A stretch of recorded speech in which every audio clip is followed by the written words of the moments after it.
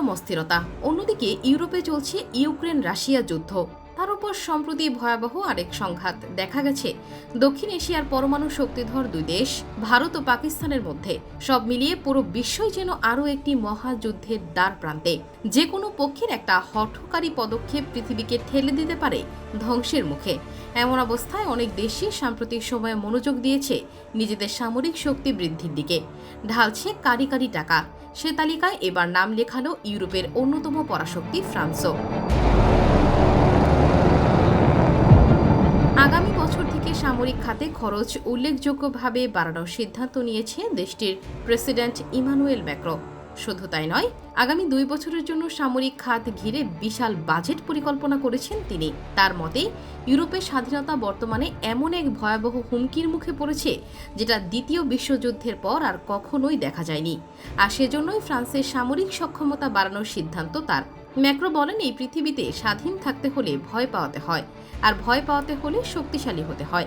সোমবার 14 জুলাই এক প্রতিবেদনে এই তথ্য জানিয়েছে ব্রিটিশ সংবাদ মাধ্যম বিবিসি।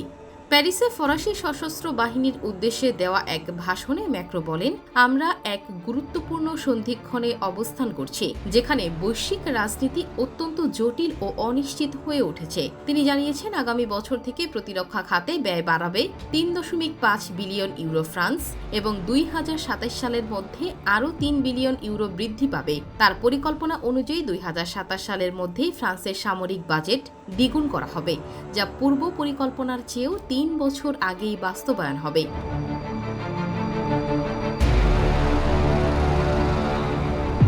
এদিকে বিবিসি বলছে 2017 সালে ফ্রান্সের প্রতিরক্ষা বাজেট ছিল 32 বিলিয়ন ইউরো। ম্যাক্রোর প্রস্তাবিত পরিকল্পনা অনুযায়ী আগামী 2 বছরের মধ্যে বাজেট দাঁড়াবে 64 বিলিয়ন ইউরোতে। তবে এই প্রস্তাব ফরাসি পার্লামেন্টের অনুমোদনের অপেক্ষায় আছে। বাস্তিল দিবসের আগের দিন দেওয়া এই বক্তব্যে ফরাসি প্রেসিডেন্ট বলেন, আজকের পৃথিবী আবারও পারমাণবিক শক্তির প্রতিযোগিতা ও বড় বড় সংঘাতের দিকে ফিরে যাচ্ছে। এই পৃথিবীতে স্বাধীন থাকতে হলে ভয় পাওয়াতে হয়, আর ভয় পাওয়াতে হলে শক্তিশালী হতে হয়। একই সঙ্গে তিনি রাশিয়ার আগ্রাসনকে সাম্রাজ্যবাদী নীতি হিসেবে আখ্যায়িত করেছেন এবং ইউক্রেনের রুশ আগ্রাসনের বিরুদ্ধে কঠোর অবস্থান পুনর্ব্যক্ত করেন। সম্প্রতি সামরিক জোট ন্যাটোর মিত্ররা সিদ্ধান্ত নিয়েছে সামরিক খাতে জিডিপির 5% ব্যয় করা হবে, যা আগে ছিল 2%।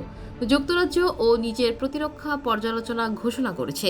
দেশটির প্রতিরক্ষা মন্ত্রী জন হিলি বলেছেন, এটি মস্কোতে একটি বার্তা পাঠাবে।